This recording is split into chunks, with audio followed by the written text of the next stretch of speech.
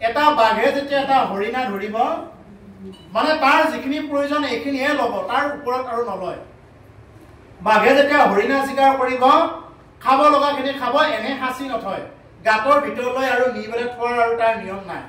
যি চিকাৰ কৰিলে আৰু তাৰ আগেদি যদি হৰিণা এটা পাৰ হৈ গৈছে সি আৰু নাচায়। কিয় নাচায়? মই খালো আৰু মোক নালাগে। কিন্তু মানুহে একমাত্ৰ প্ৰাণী, যিমান পালেও দুখীয়াৰ কাৰণে যদি কিবা এটা বান সাহায্য আহে মানুহে দৰকাৰ হলে নিজৰ তাত ৰাখি থৈ দিব। মৰক দে সিহঁত যেনেকে মৰে তেনেকে মৰক, তাতে মোৰ কি দৰকাৰ? নিজৰ ভঁৰালত ভৰ্তি কৰি থৈ দিব, যিমান পালেও নুকুলায়। একমাত্ৰ প্ৰজাতিটোৱে হ'ল মানুহ। কিন্তু বাঘে হৰিণা খাব, ছাগলী খাব, যিখিনি খালে ভোগ পলোৱাৰ পিছত আৰু ইয়াৰ মুখৰ আগেদি পাৰ হৈ গলেও সি নাচায়। এইটো প্ৰমাণ পাইছে। এতিয়া এইবিলাক চাই আছে, এইবিলাকতো যন্ত্ৰ লগাই চাই থাকে নহয়। আজিকালি ডিস্কভাৰী চেনেল বিলাক আছে, তাতে লক্ষ্য কৰিব কথাবিলাক। ডিস্কভাৰী চেনেলত দিয়ে থাকে নহয়, আৰু আজিকালি সংবাদ মাধ্যম বিলাকতো এইবিলাক আহিয়ে থাকে। গতিকে সেইকাৰণে তেওঁলোকৰ যিটো চিকাৰ, যিটো পালে খালে। এই গৰু ছাগল বিলাকৰো সিহঁতে আনি পেলাই ঘৰত থৈ দিয়াৰ নিয়ম নাই। ঘৰত আনি পেলাই টোপোলা ভৰাই থৈ দিয়াৰ নিয়ম নাই। যি পালে তাতে খালে আৰু পিছত আৰু নাই। গতিকে মানুহে একমাত্ৰ প্ৰাণী। আমি কি কৰো, যিমান পালেও নুকুলাই আৰু একেলগে আমি খাবৰ কাৰণে নুকুলাই, কেৱল নাই এইবিলাক কৰি থাকি আমি মৰি যাওঁ। সেইকাৰণে কৈছে যে বাকী পশু আৰু আমাৰ মানুহৰ মাজত এটা পাৰ্থক্য আছে। এইটো কি? মানুহে হৰি সেৱা কৰিব পাৰে, অন্য পশু পক্ষীবিলাকে হৰি সেৱা কৰিব নোৱাৰে। বিষয় সম্বন্ধীয় সুখবিলাক যদিও বাকী বিলাকৰ তাতো আছে, মানুহৰ তাতো আছে, কিন্তু সিহঁত আৰু আমাৰ মাজত হ'ল পাৰ্থক্য এইটোৱে। এৰা মহাদুৰা চাৰু কৰৈ আমাত ভকতি, এই কেপৰ মহাদু জানাম পয়। এৰা এই কেপৰ মহাদু জানাম পয়, যিহেতু আমাক মাত কৰিলে নিশ্চয়। এৰা মেতে কেনো চৈ পাপে পুণ্য কলে বৰ, পৰম মুক্তিৰ পাত্ৰ ভৈল মৃত্যু নৰ। এৰাম পুতৰ কি পণ্ডিতে যদি নমানে ইহাক, থোলা কোবাই উৰ্ধ বাহু খন্দা তাৰ বাক। আনৰ ক্ষুদ্ৰ দেৱতাটো যদি নেদৈ মতি, মহাদুৰাচাৰো কৰৈ আমাতো ভগতি। গতিকে যদি কোনোবা মহাদুৰাচাৰীও হয়, মহাদুৰাচাৰী তেনেকুৱা যদি কোনোবা থাকে, তেওঁ যদি আমাক ভক্তি কৰে, যদি কোনোবাই ক্ষুদ্ৰ দেৱতাসকলত যদি নেদৈ মতি নিদিয়ে, ক্ষুদ্ৰ দেৱতাসকলৰ ওচৰত মতি নিদি যদি আমাক ভজনা কৰে, অৰ্থাৎ ক্ষুদ্ৰ দেৱতা মানে কি? মানুহে বিভিন্ন প্ৰকাৰে গ্ৰহবিলাকক পূজা কৰে, শনি গ্ৰহক পূজা কৰে, বুধ গ্ৰহক পূজা কৰে, ৰাহুক পূজা কৰে। ক্ষুদ্ৰ দেৱক পুজি ক্ষুদ্ৰ ফল পাবে বুলি কৈছে। পাব, ফলটো পাব নিশ্চয়, কিন্তু সেইবিলাকে মুক্তি দিব নোৱাৰে। শনি দেৱতাই আপোনাক মুক্তি দিব নোৱাৰে, এইটো স্পষ্ট কথা। আপোনাক ৰাহুৱে মুক্তি দিব নোৱাৰে, কেতুৱে মুক্তি দিব নোৱাৰে। আপুনি যদি সমস্তখিনি বস্তু চাই, আপুনি ধন সম্পত্তি, আপুনি মুক্তি চাই, আপুনি সমস্তখিনি ক্ষেত্ৰত অগ্ৰগতি চাই, তেতিয়াহ'লে কাক পূজা কৰক? কেৱল এজনেই মাত্ৰ ঈশ্বৰ আছে, এজন কৃষ্ণ। আপুনি যদি অকল শক্তি চাই, তেতিয়াহ'লে দুৰ্গা দেৱীক ভজনা কৰক। আপুনি যদি অকল বিদ্যা চাই, তেতিয়াহ'লে বিদ্যাৰ অধিষ্ঠাত্ৰী দেৱী সৰস্বতীক ভজনা কৰক। আপুনি যদি তেনেকুৱাকে যদি বিভিন্ন প্ৰকাৰৰ ঘৰ কিবা কিবি এনেকুৱা বস্তু চাই, তেতিয়াহ'লে আপুনি বিশ্বকৰ্মাক তেনেকুৱাকৈ আৰাধনা কৰক, তেওঁ সম্পত্তি দিব পাৰে। যদি আপুনি কিবা ভূত প্ৰেত, কিবা যদি আপুনি ডাঙৰ কবিৰাজ হ'ব খোজে, আপুনি ভূত প্ৰেতক আৰাধনা কৰক, কালি আৰাধনা কৰক, এনেকুৱাকেও আপুনি পাব পাৰে। আছে এনেকুৱা বহুত মানুহ আছে, তান্ত্ৰিক বিলাক। তেওঁলোকে অৱশ্যে ভুল কৰিছে, তেওঁলোকে ভাবে বোলে মই এই তন্ত্ৰ আৰাধনা কৰি মই মানে এনেকে থাকিম। কিন্তু মনত ৰাখক, যিসকল তান্ত্ৰিক আছে তেওঁলোকক উদ্দেশ্য কৰি কৈছো, যদি সমাজৰ ভাল কল্যাণ কৰি আছে, এই আশীৰ্বাদত অকণমান গতি হ'ব। যদিহে সমাজৰ বেয়া কৰি থাকে কোনোবা তান্ত্ৰিকে, নতুনকৈ শিকি পেলাই অলপমান প্ৰমাণ চাবৰ কাৰণে আহে নহয় তান্ত্ৰিক বিলাক, তেওঁলোকৰ আত্মাই ৰৌ নৰকত ভুঞ্জিও তেওঁলোকৰ গতি নাপায়, কেতিয়াও মুক্তি নাপায়। কোনেও তেওঁলোকক পিণ্ড দি, শ্ৰাদ্ধ দি, কিবা দি তেওঁলোকক গতি দিয়াব নোৱাৰে। স্পষ্ট কথা। যিমানেই যি নকৰক তেওঁ, যিমানেই তেওঁ তন্ত্ৰৰ বাহাদুৰি নেদেখুৱাওক লাগিলে, যিমানেই তেওঁ যি নকৰক, এটাতো তেওঁলোকৰ এটা ভাগ থাকে, এইখিনিহে কৰিব পাৰে, কেপাচিটি আছে, তাৰ ওপৰত কৰিব নোৱাৰে। যদি তেওঁ সৰ্বসাধাৰণৰ কল্যাণৰত কামত লাগি আছে, কোনোবা বেয়াবিলাকক ভাল কৰি দিছে, তেতিয়াহ'লে সেইটোৰ দ্বাৰা তেওঁৰ কল্যাণ হ'ব। কিন্তু যদিহে কোনোবা তেনেকুৱাকে প্ৰমাণ চোৱা কৰি বোলে মই এইটো নতুনকে শিকিছো, মই অলপ চাওঁ এনেকুৱা বুলি যদি তান্ত্ৰিক ওলাই, সেইবিলাক তান্ত্ৰিকৰ কিন্তু আত্মাটোৰ বিশেষকে কষ্ট আছে। তেওঁ বহুত পাব, পিতৰ লোকক ভজনা কৰি তেওঁলোকে যক্ষ ভূত পেটক ভজনা কৰি তেনেকুৱা যক্ষৰ স্থান ভূত পেটৰ স্থান পাব, কিন্তু তেওঁলোকে মুক্তি কোনোদিন নাপায়। এই ব্ৰহ্মাণ্ড বাৰ বাৰ আহে যায়, মানে এই মুক্তিটো নাপায়, ভ্ৰমি ফুৰিব লগা হয়। সেইকাৰণে খুব সাৱধান। ভক্তি এইকাৰণে এজনৰ ওচৰত কৰিব, আৰু তেওঁৰ ওচৰত যিমান আহিব সিমানখিনি বস্তু তেওঁ পাব। এতিয়া কৈছে সেইকে পৰম সাধু জানা মহা হয়, যিহেতু আমাক মাত্ৰ কৰিলে নিশ্চয়। গতিকে সেইজনেই পৰম সাধু, এই মহা হয়, তুমি নিশ্চয়কৈ জানিবা, যিহেতু আমাক মাত্ৰ কৰিলে নিশ্চয়, যিয়ে নেকি আমাকে নিশ্চয় কৰি, আমাকে ভৰসা কৰি যিজনে থাকিলে, এই বুলি উদ্ধৱৰ আগত ভগৱানে কৈ আছে।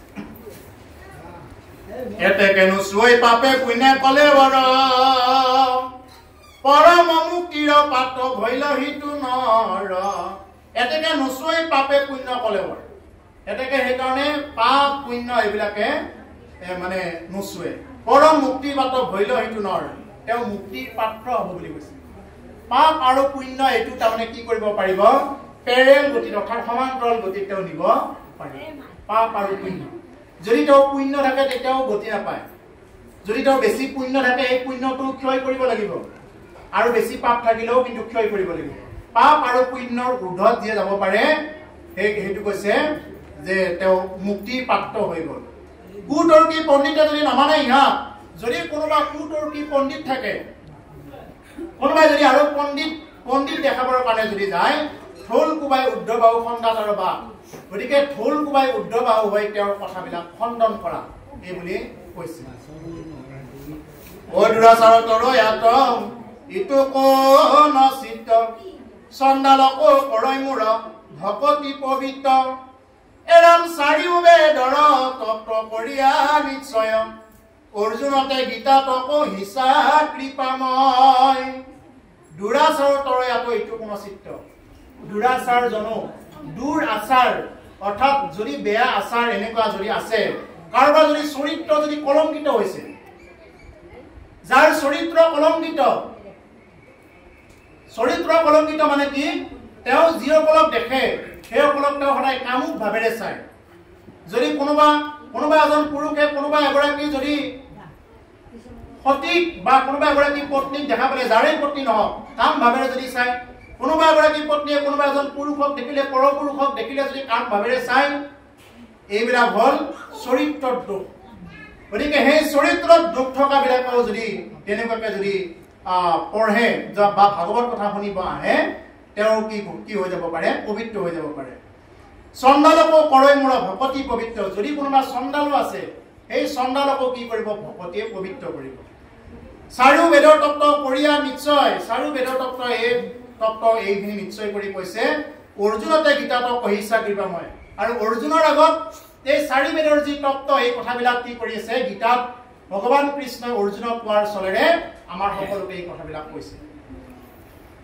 এতিয়া আমাৰ কিছুমানৰ মনত প্ৰশ্ন হ'ব পাৰে, বোলে মই তেতিয়াহ'লে পাপ কৰিয়েই থাকিম আৰু মই ভাগৱত শুনিয়েই থাকিম আৰু নাম লৈয়ে থাকিম, তেতিয়াহ'লে আমাৰ হ'বগৈ। এইটো হয়তো কাৰোবাৰ প্ৰশ্ন আহিবও পাৰে এতিয়া এইখিনিত, বোলে মই পাপ কৰি থাকিম, ইয়াতে ক'লে বোলে চণ্ডালকো বোলে নামে বোলে পবিত্ৰ কৰে, গতিকে মই নাম লৈ থাকিম আৰু পাপ কৰি থাকিম, তেতিয়া কিন্তু হিতে বিপৰীতটো হ'ব।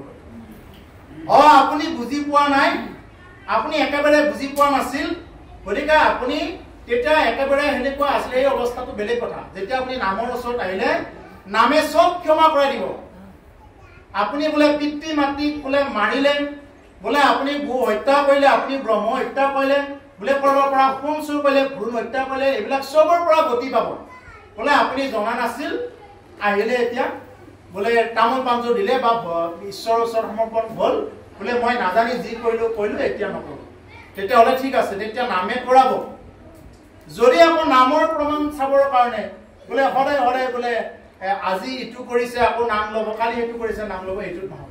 বুজি পাবৰ কাৰণে উদাহৰণ দিছো, ধৰা হ'ল আমি এই ঘামৰা যে ঔষধবিলাক যে দিওঁ স্প্ৰে কৰি পেলাই যে দিওঁ এই ঘামৰা ঔষধবিলাক দিয়াৰ পিছত এনেকুৱা কয় নেকি বোলে আৰু কোনোদিনো ইয়াত বন নাগাজে কয় নেকি আৰু জীৱনত কোনোদিন ইয়াত বন নাগাজিব এইটো ঔষধ দিছো এইটোতো নহয় বন গাজে পাহাৰত যেতিয়া জুই লাগে বোলে এনেকুৱা হয় নেকি বোলে পাহাৰখনত জুই লাগিছে আৰু কোনোদিন ইয়াত গাছ গছনি নহ'ব গাছ গছনি পুৰিটো শেষ চব আঙাৰা হৈ গ'ল এনেকুৱা হয় নেকি বোলে এইডাল গাছত আৰু কোনোদিন আৰু ইয়াতে আৰু গাছ নতুনকৈ গজালি নিদিব এনেকুৱাতো নহয় আকৌ নতুনকৈ ঠন ধৰি আহিব ঠিক তেনেকুৱাকে প্ৰভুসকল আজি ভাগৱত কথা শুনিলে পাপ গ'ল ঠিক আছে আজি ভাগৱত কথা শুনিলে বোলে সমস্ত পাপ গুচি গ'ল ঠিক আছে কিন্তু কাইলৈ যদি আকৌ এটা ভুলকে পৰি থাকে তেতিয়া কি হ'ব বোলে আজি কলে আজিলে চব পাপ হে ধুই নিলে চব পাপ বোলে নামে বোলে একো নবাছে শুকান কেঁচা চব ৰহি পুৰি লৈ যাব কিন্তু যদি কালিৰ পৰা আকৌ পাপ কৰা আৰম্ভ কৰি দিয়ে গতিকে সেইকাৰণে কৈছে যে কেৱলে ভকতে মাত্ৰ কৰৈ বৈশ্য কৈলো উদ্ধৱ এইটো তোমাকৰ ৰহস্য গতিকে যদি কোনোবাই যদি চাৰিও বেদৰ তত্ত্ব অৰ্থ কৰিছে নিশ্চয় চাৰিও বেদৰ তত্ত্ব এইবিলাক অৰ্জুনৰ আগত গীতাত এইবিলাক কথা তত্ত্ব কথাবিলাক কৈছিলে তপজব পৰম হয় নাশ মহাদানে নপাৱে মাক সাংখ্য যুগ তত্ত্ব জ্ঞানে এৰাম কেৱলে ভকতি মাত্ৰ মোক কৰৈ বৈশ্য কহিলো উদ্ধৱ এইটো তোমাতৰ ৰহস্য গতিকে হে উদ্ধৱ কেৱল ভকতিহে মাত্ৰ মোক বৈশ্য কৰিব পাৰে মই এই ৰহস্যৰ কথাটো তোমাৰ আগত ক'লো কেৱল ভকতিয়েহে মোক বৈশ্য কৰিব পাৰে এইটো ৰহস্য কথা মই তোমাৰ আগত ক'লো জগতক ধৰ্ম কৰ্ম কৰোকসকল মোক আত্মা বুলি যিটো জানে মহাযুগ বলে তথাপি পবিত্ৰ তাৰ নুহিত অনুচিত নেৰাই মৃত্যু ভয় জ্ঞান কৰ্মী পদাচিত্ত গতিকে জগতৰ ধৰ্ম কৰ্ম কৰোকসকলে জগতৰ যিমানবিলাক ধৰ্ম কৰ্ম আছে এইবিলাক কৰে কিন্তু মোক আত্মা বুলি যিটো জানে যুগাবলে মোক যে নেকি আত্মা বুলি যুগাবলে জানে যে মই যে মোৰ পৰাই যে সমস্তখিনি হৈছে এই যুগাবলে যে নেকি এবাৰ জানিলে তথাপি পবিত্ৰ তাৰ নুহিত অনুচিত নেৰাই মৃত্যু ভয় জ্ঞানী কৰ্মী পদাচিত্ত গতিকে যিসকল জ্ঞানী আৰু কৰ্মী আছে যিসকল জ্ঞান মাৰ্গত চলি আছে আৰু কৰ্মৰ মাৰ্গত চলি আছে বোলে অধিককে মই শাস্ত্ৰ মুখস্থ কৰিলে কিবা ভক্তি হ'ব বা মই গংগাত গা ধুব গ'লেহে মোৰ ভক্তি হ'ব মই বৃন্দাবনত গ'লেহে মোৰ ভক্তি হ'ব এই বুলি যিয়ে ভাবে বা যিসকলে ভাবিছে তেওঁলোকৰ কৈছে এই মৃত্যু হয়তো কোনো কামত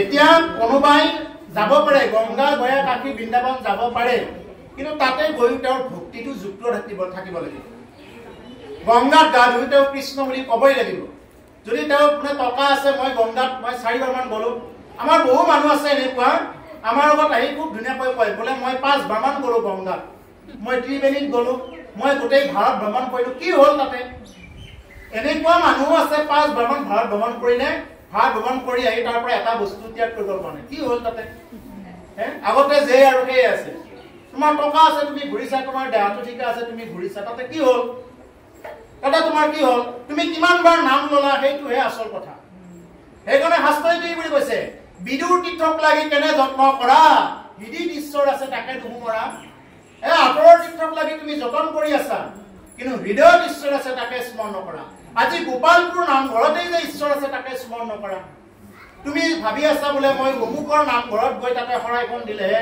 ঈশ্বৰে পাব ইয়াতে নাপাব এনেকুৱা ভাবি আছা এনেকুৱাতো নহয় ভগৱানেতো এনেকুৱা কৈ থৈ যোৱা নাই তেওঁ কি বুলি কৈছে নাহং তিষ্ঠামি বৈকুণ্ঠে যোগিনাং হৃদয়েন চ মদ ভক্তং গায়ন্তি যত তত্ত তিষ্ঠামি নাৰদ হে নাৰদ মোৰ ভক্তসকলে য'ত মোৰ গুণানুকীৰ্তন কৰে মই ত'তহে থাকো মই এনেই য'তে ত'তে মই নাথাকো গতিকে সেইকাৰণে কাৰোবাৰ ধন সম্পত্তি টকা পইচা আছে বা দেহা ভাল আছে আপুনি যাব পাৰে কাৰোবাৰ ধন সম্পত্তি আছে কিন্তু দেহাটো ভাল নাই তেওঁতো যাব পৰা নাই কাৰোবাৰ দেহাটো ভাল আছে টকা পইচা দেয় কেনেকে যাব কাৰোবাৰ চবে আছে কিন্তু মনটো নাই কেনেকে যাব গতিকে আপুনি যদি যাব নোৱাৰে তেতিয়াহ'লে আপুনি ঘৰত থাকিও আপুনি ৰাম নাম লওক তাতে গৈ যদি আপুনি ৰাম নাম ল'ব পাৰিছে ঠিক আছে আপুনি তীৰ্থ ভ্ৰমণ কৰি যদি ৰাম নাম লৈছে যদি আপুনি ৰাম নাম ল'ব পৰা নাই এইবিলাক একো কামত নিদিয়ে সেইকাৰণে প্ৰভুসকল কেৱল হ'ল নাম, কেৱল নাম। এই যি নেকি আমি ইয়াত পদবিলাক গাই আছো, ইয়াৰ মাজত যিবিলাক ব্যাখ্যা চলি আছে, ইয়াৰ মূল তত্ত্বটোৱে হ'ল নাম, কেৱল নাম। আমি ইয়াৰ পৰা চিপাঝাৰ চকলৈ গ'লে কি লাগিব? আমাৰ এই পিছেলা ধনটো লাগিব। এই ধনটো নহ'লে আমি একাপ চাহো খাব নাপাওঁ। কোনোবাই দিবনে? এনে যাচি পেলাই চাহ খাওক দে বুলি চিনাকি নহ'লে দিবনে? চিনাকি হ'লেও সদায় গৈ থাকিলে নিদিব আৰু।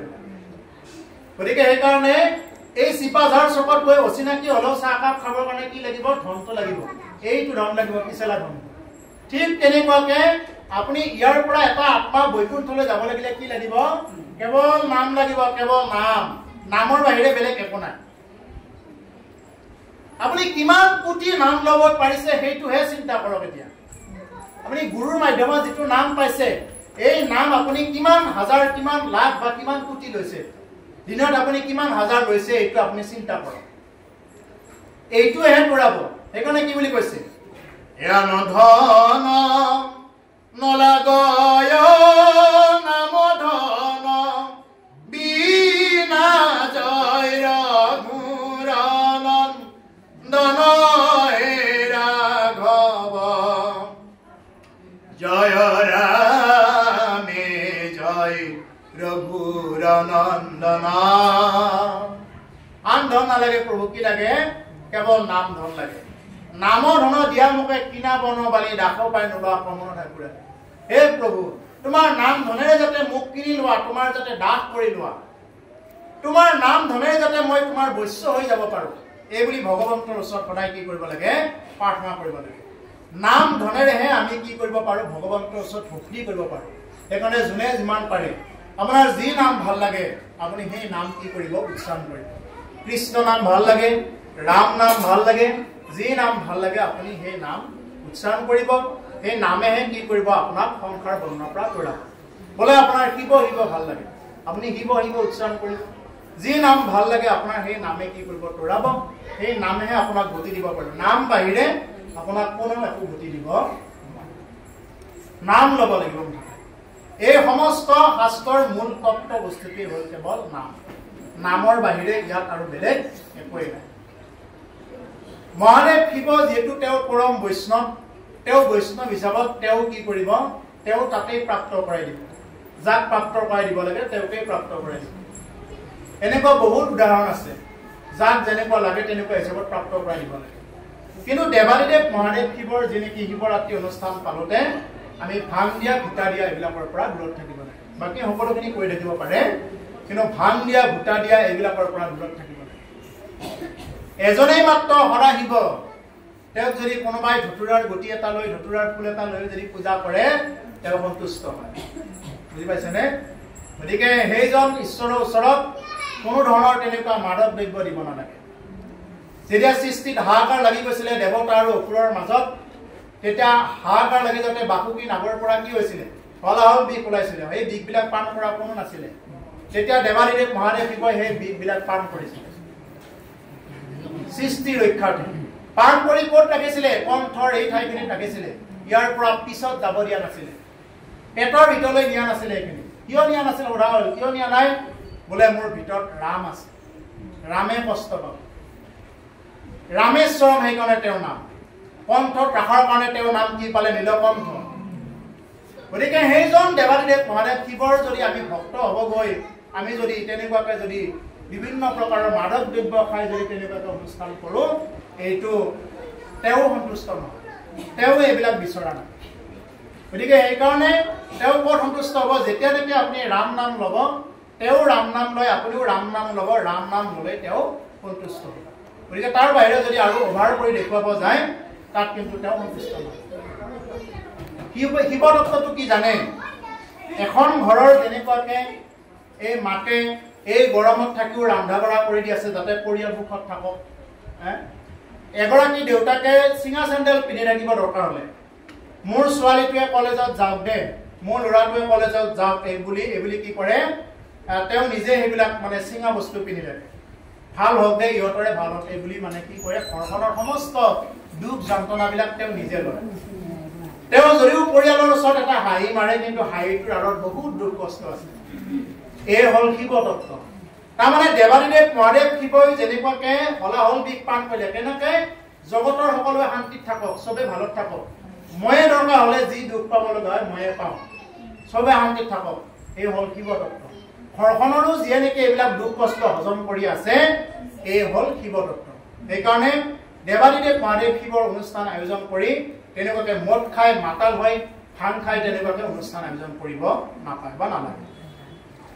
আৰু তেওঁৰ যিমানবিলাক কিছুমান গীত আছে, বোলে গাঞ্জা খাই মুগ্ধ হৈ নাচে ভোলানাথ, এইবিলাক লগাব নালাগে। বা এই ভাঙে খাই পগলা হলা মহাদেৱ, এইবিলাক ক'ত শিৱ ভাং খাই পগলা হৈ থাকে? এজন জগতৰ গোসাঁই তেনেকুৱাকে ভাং খাই পগলা হৈ থাকে নেকি? এইবিলাক গীত নহয়। মহাদেৱ শিৱৰ ইমান সুন্দৰ সুন্দৰ স্তোত্ৰ আছে, সেইবিলাক বিচাৰ কৰিহে গাব লাগে। কৰ্পূৰ গৌৰম করুণাবতারম সংসার সারম ভুজগেন্দ্রহারম সদা বসন্তম হৃদয়ারবিন্দে ভবম ভবানী সহিতম নমামি, ভবম ভবানী সহিতম নমামি।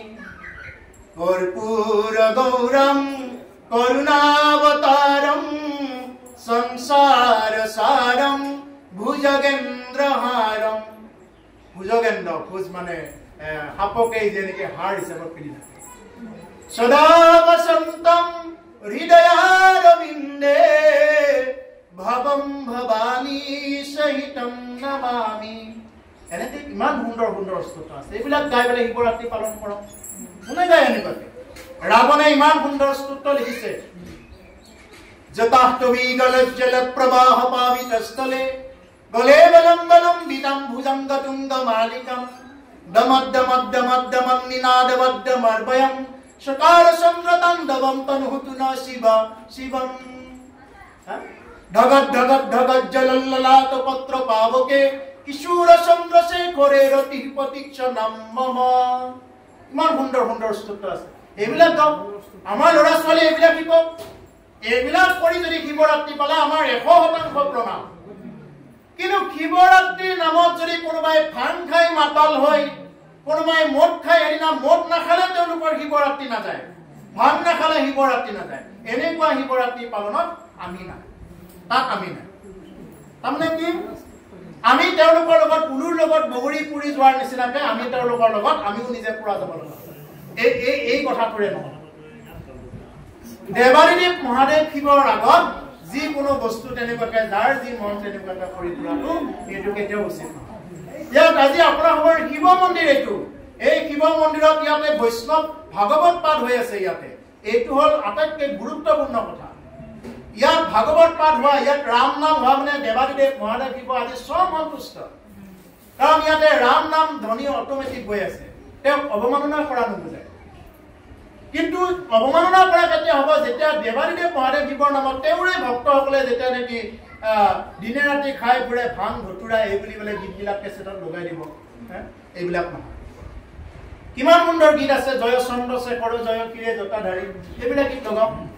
এইবিলাকত ছাপোৰ্ট আছে, এইবিলাকহে আচলতে হ'ব লাগিব। ইয়াৰ বাহিৰত যদি হয় তেতিয়াহ'লে কোনো আপোনাৰ কোনো শিৱই আপোনাক ক্ষমা কৰি দিব নোৱাৰে। চাব, আপোনালোকক উদাহৰণ প্ৰেক্টিকেল দি বুজাই আছো। ৰাৱণৰ উপাস্য দেৱ কোন আছিল? শিৱ আহি নিজে পূজা ল'ব লগা হৈছিলে। ব্ৰহ্মাই আহি নিজে বেদ পাঠ কৰিব লগা হয়। গ্ৰহ নক্ষত্ৰ কি ৰাৱণৰটো তলত। ৰাৱণে যদি কয়, এই বৃহস্পতি তই মোৰ দশাটো কিয় এনেকুৱা কৰিছে, তই ইয়াতে যা, এই বুলি যদি ৰাৱণে যদি এবাৰ কৈ দিয়ে, বোলে বৃহস্পতিও বেলেগত যাব, শনি বেলেগত যাব। শনি বৃহস্পতিটো ভয়তে কঁপি থাকে ৰাৱণৰ। কিন্তু সেই ৰাৱণক কি শিৱৰে অৱতাৰ হনুমান হয়নে নহয়? শিৱৰে অৱতাৰ হনুমান, হনুমান হয় শিৱৰ অৱতাৰ। সেই হনুমানে কি কৰিলে? সেই শিৱ অৱতাৰ হনুমানে কি কৰিলে? ৰাৱণক ধ্বংস কৰিলে নে? গতিকে শিৱ ভক্ত হৈও ৰাৱণে ৰক্ষা নাপালে। যেতিয়া নেকি কি কৰে, সোঁতৰ বিপৰীতে যেতিয়া চলে, তেতিয়া সেই ৰাৱণেও ৰক্ষা নাপালে। বুজি পাইছে কথাটো? গতিকে আমি শিৱ ভক্ত দেখুৱাব গৈ যদি তেওঁৰ যদি বিচৰাটো নকৰি আমি যদি তাৰ সোঁতৰ বিপৰীতে যদি কৰি যাওঁ, তেতিয়াহ'লে কি হ'ব? গতিকে সেইকাৰণে ইয়াৰ দায়টো হ'ব লাগিব যিসকলে কৰিছে, ই বয়সস্থই হওক, ই সৰুৱে হওক, কাৰো ৰক্ষা নাই। যেনেকৈ কাৰেণ্টৰ ট্ৰান্সমিটাৰ লাইলে পুৰে ঠিক তেনেকৈ এইবিলাক ঠাইত আহিবলৈ যদি এইবিলাক পৰি থাকে এইবিলাককো পুৰিব এইবিলাকৰ ৰক্ষা নাই জুই লাইলে পুৰে ই জানিয়ে হওক নাজানিয়ে হওক লাইলে এইটো পুৰিব গতিকে সেইকাৰণে এইবিলাক কৰিব নালাগে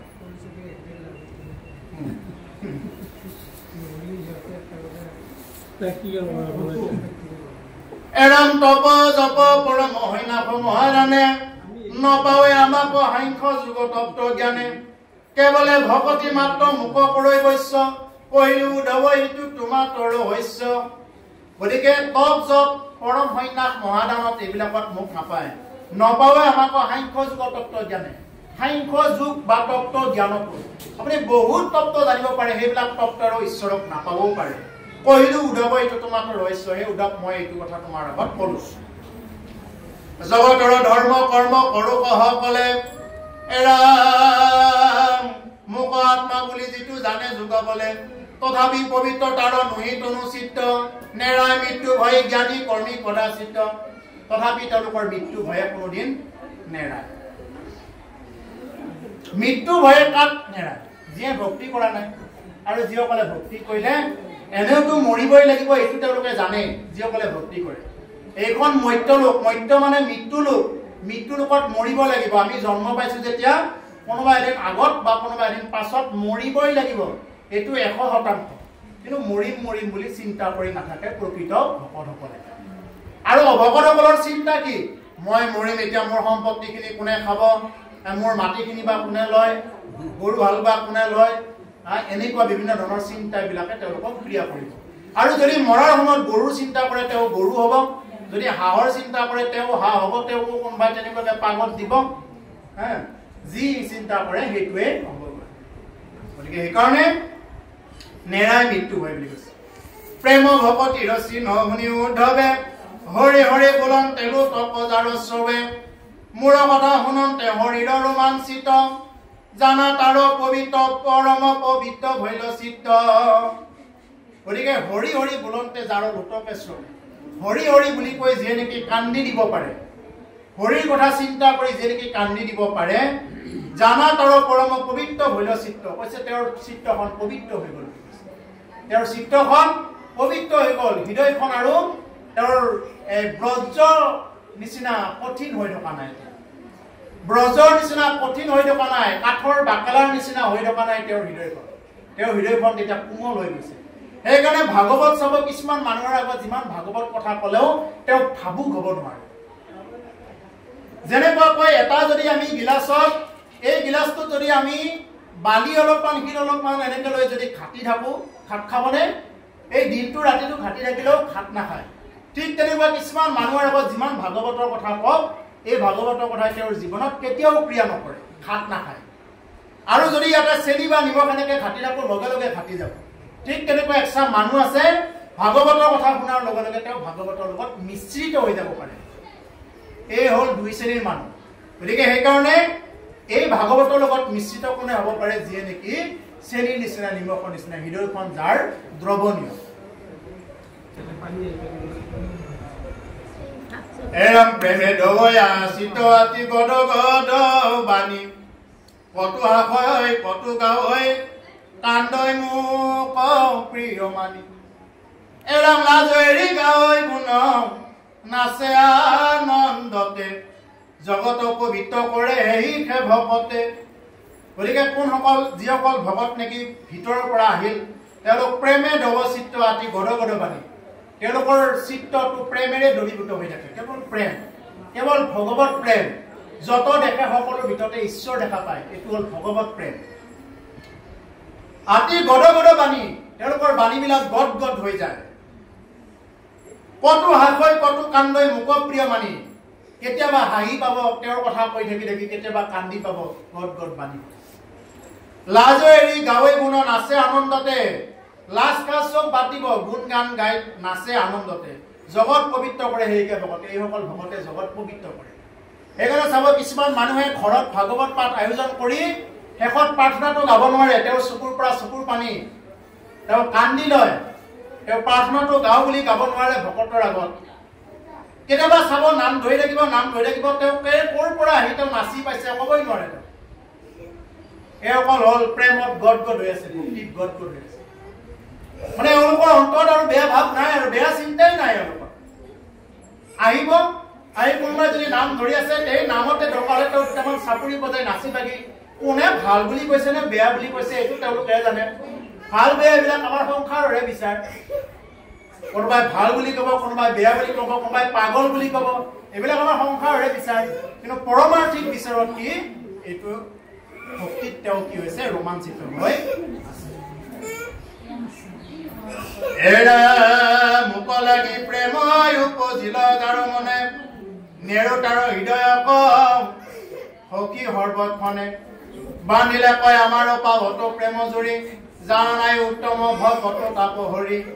গতিকে মোক লাগি প্ৰেম উপজিল, গতিকে তেওঁক আমি হৃদয়ত তাপ সৰ্বক্ষণে বুলি কৈছে। বান্ধিলে কয় আমাৰো পাৱত প্ৰেম জুৰি, তেওঁ কি কৰিলে আমাৰ প্ৰেমৰ জৰিৰে বান্ধি ৰাখিলে, আৰু সেই জৰিডালৰ কাৰণে তেওঁৰ আৰু আমাৰ মাজত মানে এৰা এৰি নাই বুলি কৈছে। জানা মই উত্তম ভকত দাপহৰি, জানা নাই উত্তম ভকত দাপহৰি, তেওঁৰ সমান উত্তম ভকত আৰু নাই বুলি কৈছে, যিয়ে নেকি এইখিনি চিষ্টেমত থাকিব পাৰে। সেইকাৰণে প্ৰেম জৰিৰে বান্ধা বুলি কৈছে। লগাই থৈছে নাম প্ৰেমৰ জৰিয় ৰাম ৰাম কৈছে নহয়, ভকতৰ হিয়ায়েৰি যাব নোৱাৰে কৰি, লগাই থৈছে নাম প্ৰেমৰ জৰিয় ৰাম ৰাম। এই প্ৰেম জৰি লগাই থোৱাৰ কাৰণত ভকত আৰু ভগৱন্তৰ সম্পৰ্কটো এটা বৰ বেলেগ সম্পৰ্ক হৈ থাকে, এইটো বুজাইহে বুজায়। গতিকে প্ৰভুসকল এটা পাঠ গৈছে, যদি আপোনাৰ সবে ইচ্ছা কৰে এৰিব পাৰো।